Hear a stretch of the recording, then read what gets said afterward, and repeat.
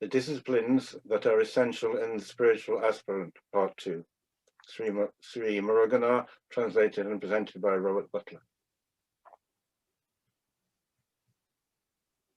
Thank you.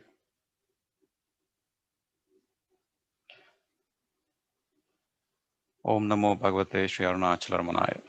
We'll start today with the prayer song.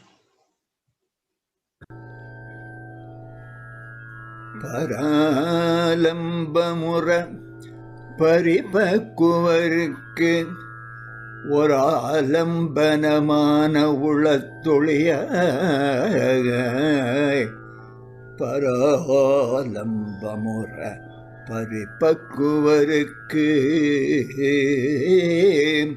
oralambanamana ulattuliyagai நிராலம்ப அருள் பரமாய் நின்ற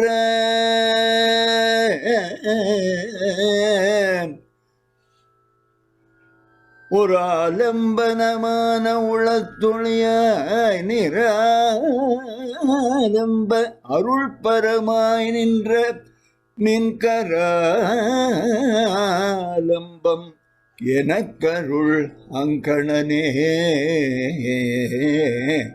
கராலம்பம் எனக்கருள் அங்கணனே.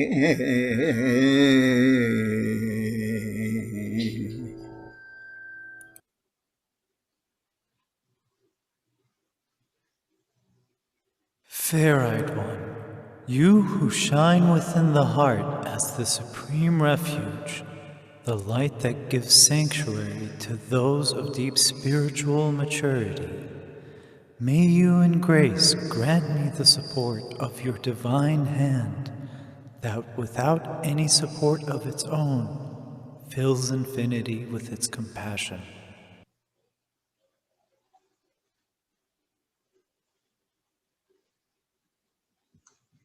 Namaskaram everyone.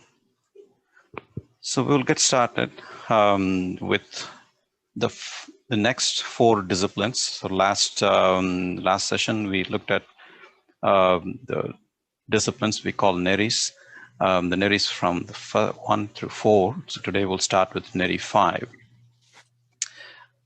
Anand, please go ahead. அகந்தை ஒழியவே அமர நிலையாம் அகந்தை தியாகம் அரிதிலும் அரிது. அகந்தை ஒழிவே அமர நிலையாம் அகந்தை தியாகம் அரிதிலும் அரிது. Robert, please. Eradication of the ego is the state of immortality. Therefore, the renunciation of the ego is that which is most rare and precious. So regarding this neṟi, Robert pointed out a couple of Guru Ashokove verses. As you all know, Guru Ashokove is a collection of sayings of Bhagavan recorded by Sri Muruganar. Go ahead, Robert. Birth and death attach themselves to you solely through the delusion of regarding the alien body as your true being. Therefore, the moment this powerful delusion is destroyed, immortality, your own true nature, is attained.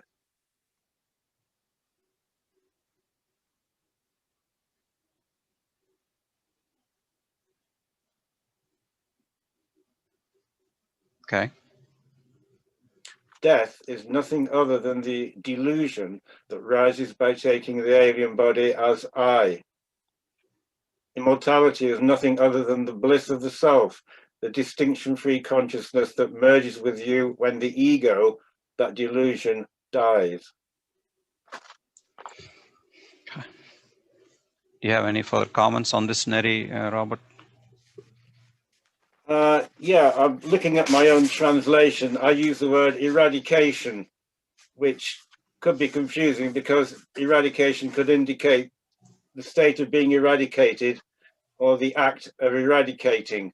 So I probably should have used a word like cessation, because this is not an act, this is not a doing. Therefore, when I republish this, I would probably change that word to something like cessation, because it's not something that you do consciously. And I just got the note that we become convinced that we are mortal from early childhood and so on, and then we complain that immortality is beyond our reach. But if we remain in our true state, no question of mortality or immortality can arise, because there are no thoughts.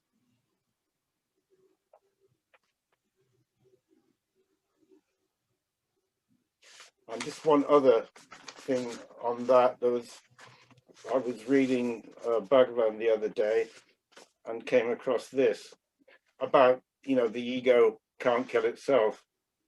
The question is, what is the best way to get rid of thoughts? And Bhagavan said, is it the mind that tries to kill itself? How can the thief catch himself? It can't be. So the best way is to try to realize your real nature, what you really are. When we see ourselves, then there are no thoughts to get rid of mortality or immortality, for example. Right. That's that for that one. Okay. So let me go back to the Neṟi. So that's the Neṟi we were just talking about. Eradication of the ego is a state of immortality. Therefore, the renunciation of the ego is that which is most rare and precious. So this point. Yeah, I'm just going to add that this is the whole sadhana. It's the purpose of it and the goal of it all wrapped into one. So if we get rid of the ego, doing it is the goal. So it's like the whole Neṟi, the whole thing. Exactly. The way it sums up the whole of the collection of neṟis, in one phrase. Right. At this point, I would like to see if any of the devotees have any questions for Robert. Yeah, this is Stephen. Please. What I'm dealing with is a friend of mine in suicide. And it's just really ironic these verses would come up today. So I have it in my thoughts or understanding, and I can't quite articulate it, but maybe Robert can help me understand ego and suicide, especially with when you use the word eradication. That's what brought this whole thought up, is that it's an act. When you said eradication was an act where you want to use something different like secession. And that's where the thought came from. So can you say something around suicide, ego, and the immortality? Or, us moving on from the vessel that we have, because we don't really kill ourselves. We may kill the body. Does that make sense? Yeah.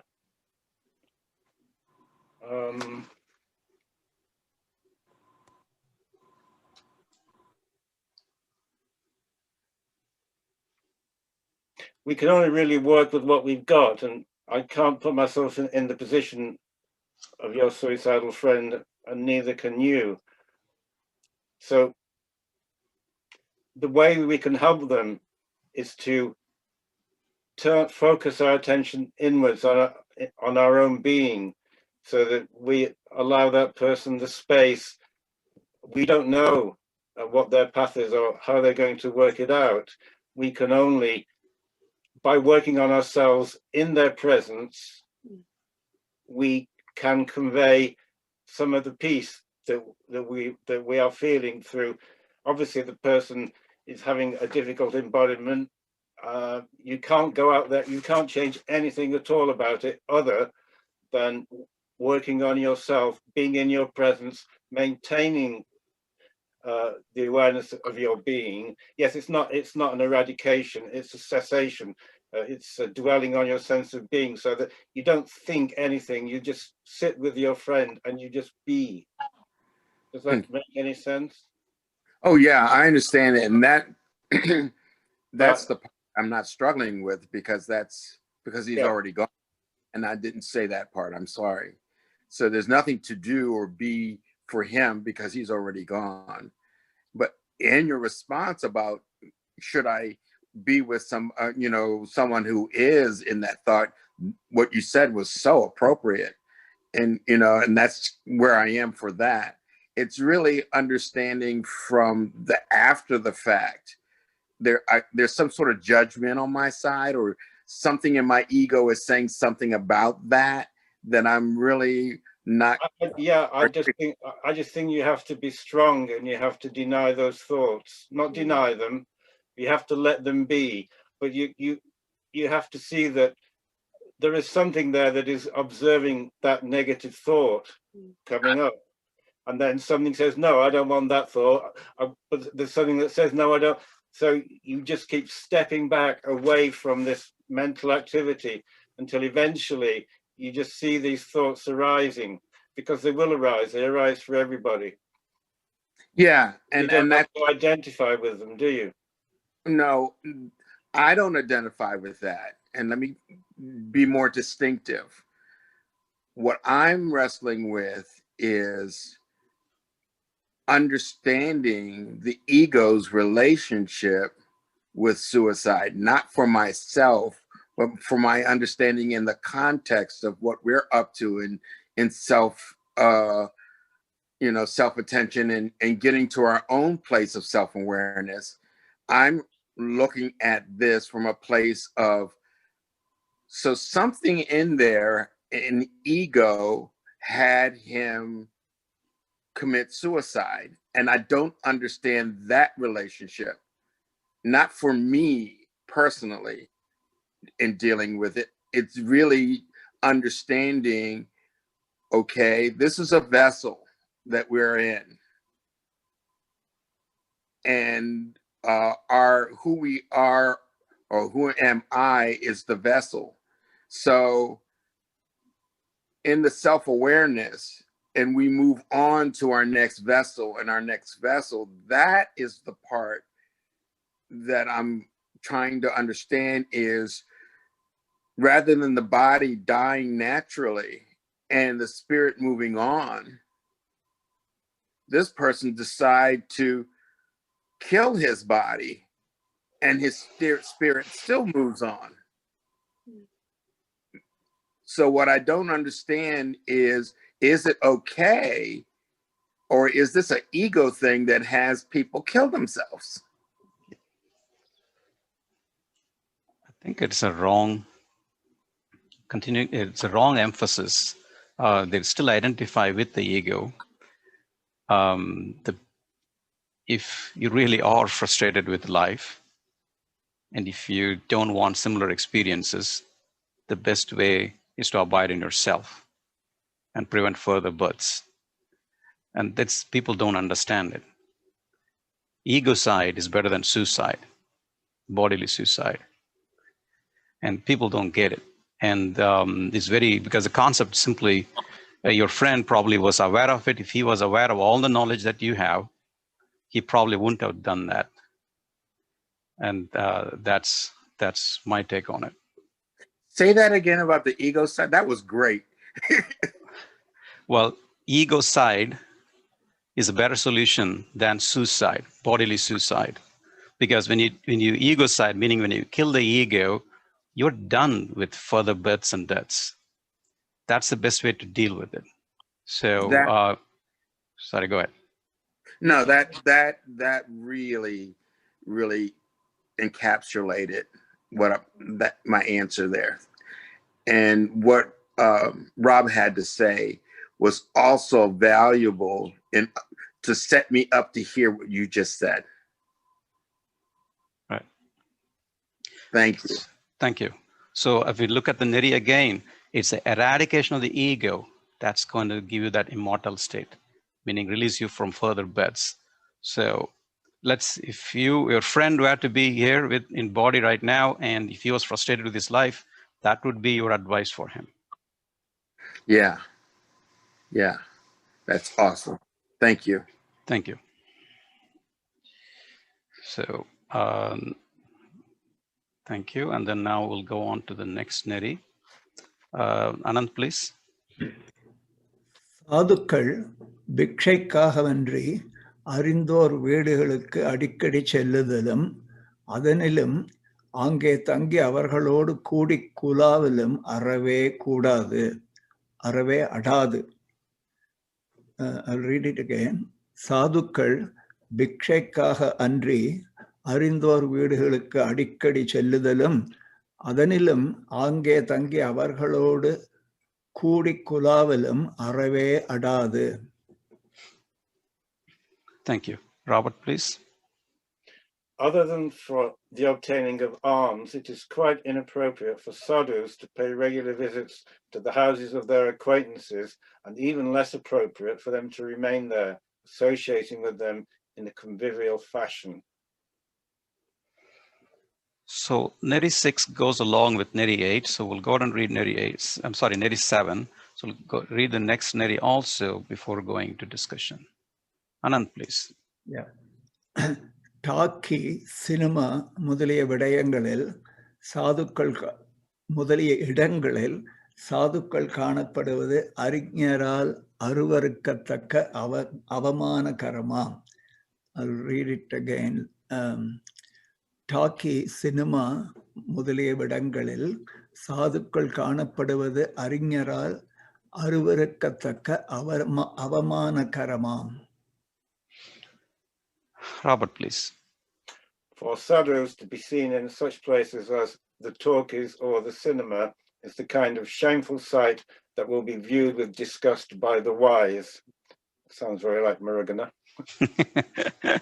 So these are the things, that makes this book so practical. So he is now giving some practical advice. Yes, well, I did notice that we have sort of a neṟi sandwich, don't we? Because we've got the two really serious topics and two simple practical advices in between. It's like a sandwich, but we've got the filling on the outside, I think. Exactly. Bread in the middle, but, right. So just like it talks about the lofty neṟi, and then next he gives practical neṟis. And then he's back again with the adhiṣṭhāna, the basic ability, isn't he? So that's typical Muruganar. So just because that's how real life is too, right? I mean, it just we go between all of this.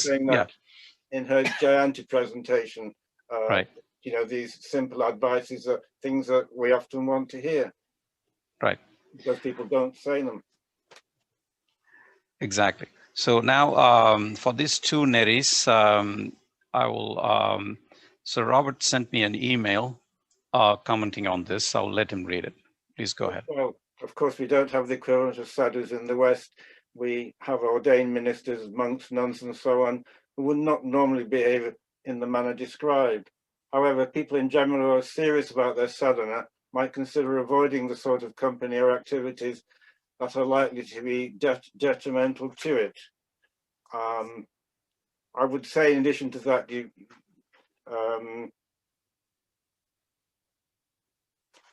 that this is a fine balance. We can't go out there and change our lives because we think it would be nice if it was another way. The body has a destiny which it must fulfill, come what may. Bhagavan said to his mother that when he was on Pavalagundra in the temple there, that which is destined to happen will happen, and that which is not destined to happen certainly will not happen, however hard you try to make it. So basically, the journey is mainly an inner one.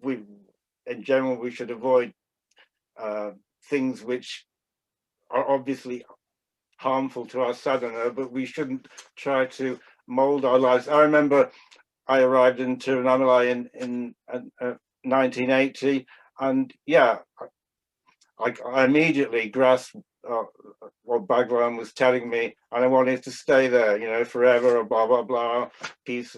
But that's not the way it is. Arunachala draws you in, but I don't know whether people know this, but it kicks you out when your time is up. And I was kicked out. I didn't return for 18 years after that first stay of 5 years. So yes, we should always avoid things that are obviously wrong, but we can't, you know, we're most of us are going to get married, you're going to have children, we're going to have to get a job. That shouldn't affect our sadhanas in any way. Exactly. And we can still lead a life as much as possible, right? I mean, to avoid all this high stimuli, you know, high intensity stimuli. There's a nice passage quoted in talks by Mahatma Gandhi, and he's going to Rajkot to address a meeting, and it starts, why am I going to Rajkot? I don't even know. I'm dwelling in the self. I go where the self takes me.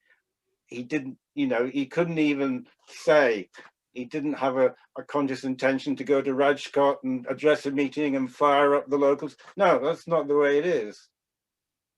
Its destiny took him there, and he trusted it. Interesting. At this point, I'll open up for any questions to Robert on these two neṟis, where Muruganar talks about avoiding pompous companies and also avoiding you know, excessive stimulation. He talks about talkies. That's how they referred to in movies back then, and so forth. Any questions for Robert, please?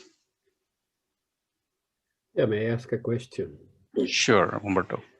Yeah, Robert, is it okay? I mean, is it yeah, if can we summarize these two neṟis just by saying that the idea behind them is to basically avoid the unnecessary distractions in life that would drive you away from your sadhana? Basically, that's what it is, right?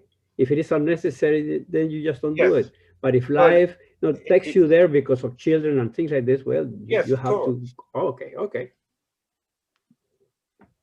Thank you. People try to mold their lives to some kind of ascetic ideal, which just completely fails, because they love their wife, they love their children, and that destiny must be fulfilled. And there's no problem with any of that. Even Bhagavan never told anybody to go to the forest and meditate. Exactly. He said, go and get married, you know, just stay fixed on the self, you know, do your job. And, you know, so yes. Thank you. Exactly right. In Nanyar, Bhagavan says somewhere, "Pudi manathe adaki kondirundal enge irundalum irukkalam." So, do you remember that, Robert? Yes. So, in other words, no matter where you are, as long as you keep your mind subsided, be humble, and no matter where you are, you can be. So you can be a monk right now, right here in the United States or Canada or UK, and as long as you keep your mind abiding in the self at all times, or keep yourself abiding in the self at all times. Any other comments or questions for Robert? No, just in a lighter vein, luckily there was no TV in Muruganar's time. Otherwise, right inside their place, they would have had all these talkies. Yeah, exactly, right. So they were in a way fortunate that way, right? Less stimulation. There's more. There's not only TV now we have internet and all sorts of YouTube and so forth, so which constantly keep people occupied. So we have to stay away from them as much as possible.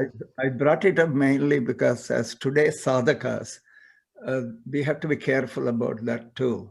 Exactly. Yeah, because it's,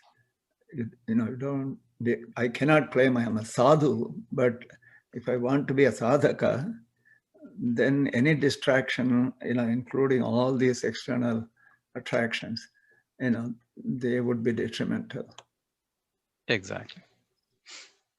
Oh, I have another question, very quick. Sure. Yeah, about the talkies. What is the talkies exactly? Talkies is that's how they called the cinema, referred to the movie theaters back then. Oh, okay, all right. Okay, all right. Yeah. Thanks. Back then, there was no moving. There was movement, but no talking, no sound. Soundtrack came later, and then came the moving. Finally everything began to move, so it became movie. Yeah. Okay. Thank you for that. Okay. Now let's go to the next neṟi, final neṟi for today, which is neṟi 8, and it's also the probably one of the powerful ones. Anand, please. Aropa ahankaramatra idathil இயல்பாக விளங்கும் அதிஷ்டான ஆன்மஸ்வரூப ஞானமே அருள் என்பதன் பொருளாம். ஆரோப அகங்காரமற்ற இடத்தில் இயல்பாகவே விளங்கும் அதிஷ்டான ஆன்மஸ்வரூப ஞானமே அருள் என்பதன் பொருளாம்.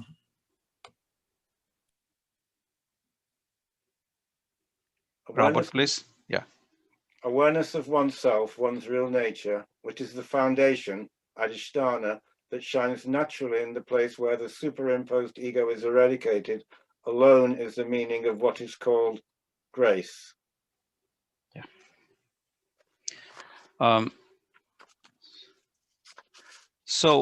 With regarding this neṟi, where Muruganar says awareness of oneself, one's real nature, which is the foundation or adhiṣṭhāna, that shines naturally in the place where the superimposed ego is eradicated, alone is the meaning of what is called grace.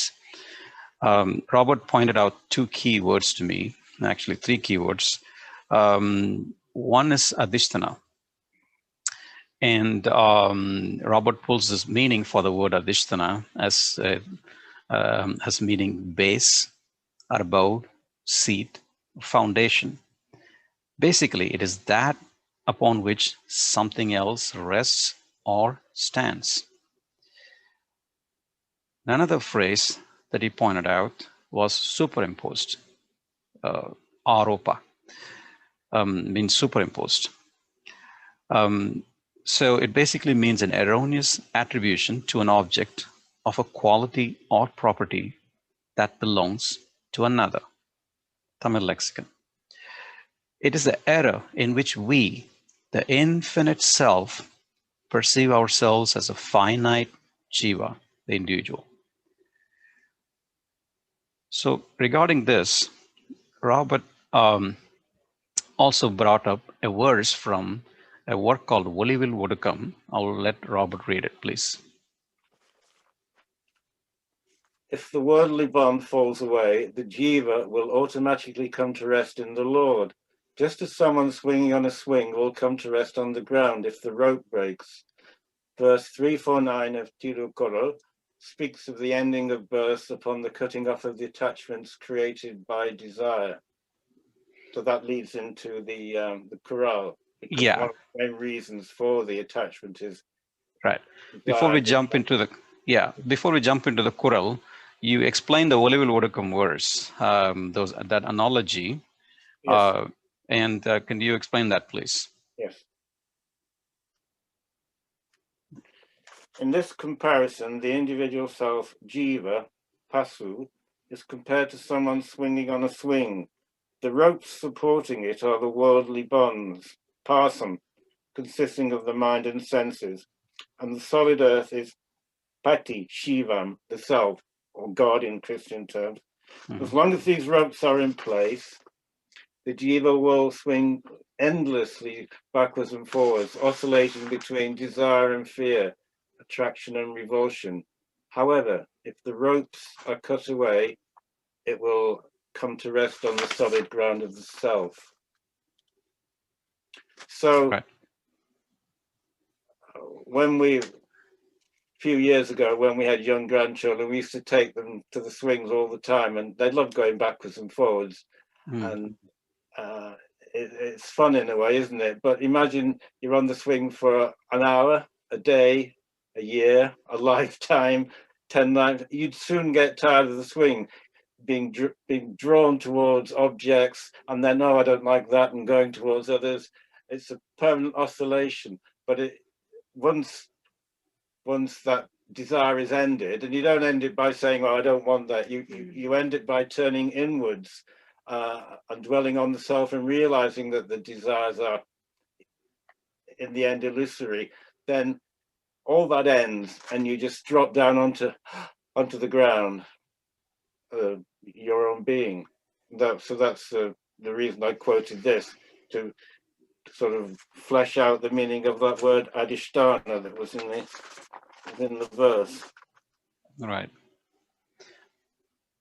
And with regards to the Tirukkural you just quoted, I'll let Anand read the Tamil verse. Please, Anand. Yeah. பற்றற்ற கண்ணே பிறப்பறுக்கும் மற்ற நிலையாமை காணப்படும். Once again, பற்றற்ற கண்ணே பிறப்பு அறுக்கும் மற்ற நிலையாமை காணப்படும். Yeah.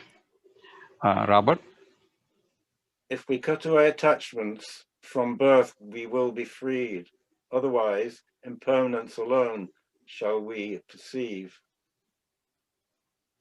So that again stresses the neṟi.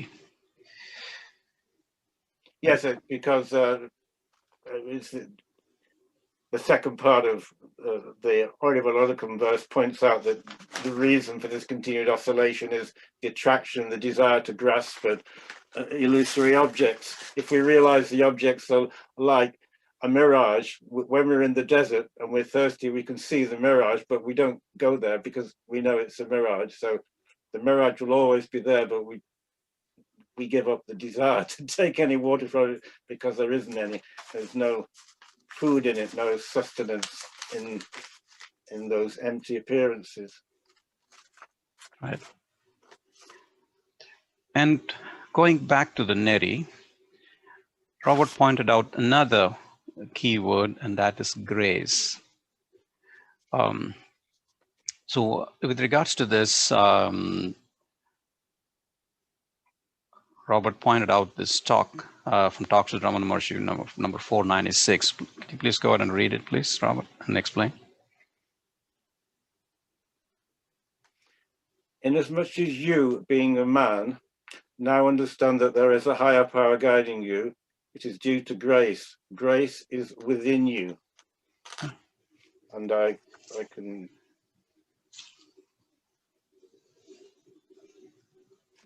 give a little quotation to add to that. Sure. Talk 398. Is not grace the gift of the Guru? God, grace, and Guru are all synonymous and also eternal and immanent. Is not the self already within? Is it for the Guru to bestow it by his look? If a Guru thinks so, he does not deserve the name. So grace is our nature.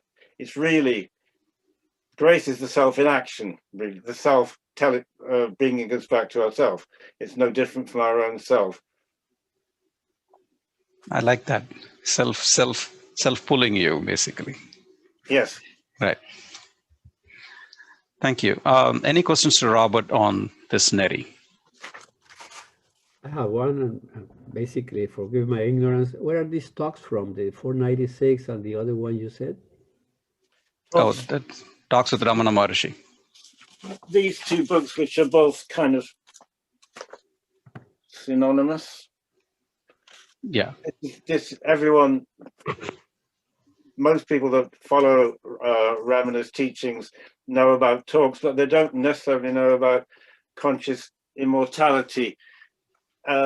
This overlaps a lot because Venkataramanaya and Brunton were present at the same talks a lot of the time, and they both recorded some of the same material.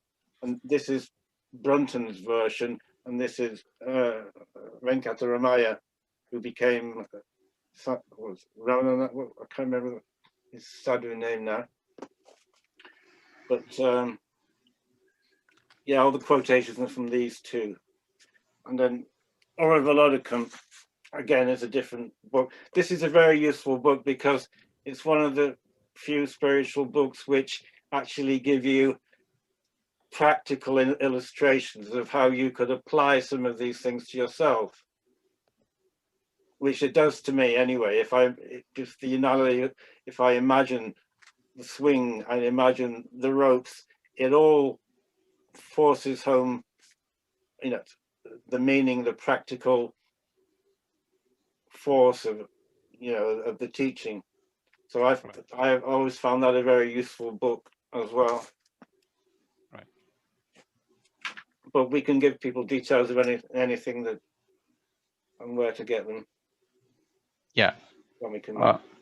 Yeah, it's we have most of your books here in our center, and I'll also think we just have to order some more Oliver Odegum books, so we'll get that here. So if anyone wants it, they can always reach us.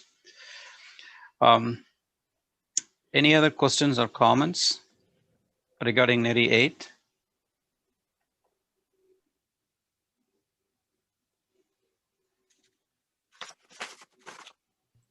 Okay. Okay. Anant, did you want to say something? Yeah, no, I may have missed the point, but adhiṣṭhāna and aropa are generally exemplified by the rope and the snake. Exactly. Yeah. Yes, I made that was in the notes, but we didn't read that bit out. Well, it was, yeah, I sure. Yeah, but then the gravity as a pull is missing in the rope and snake example. Yes, they're partial analogies, aren't they? This example, no analogy fits everything totally because it's analogy. It's not a reality. Good. So thank you.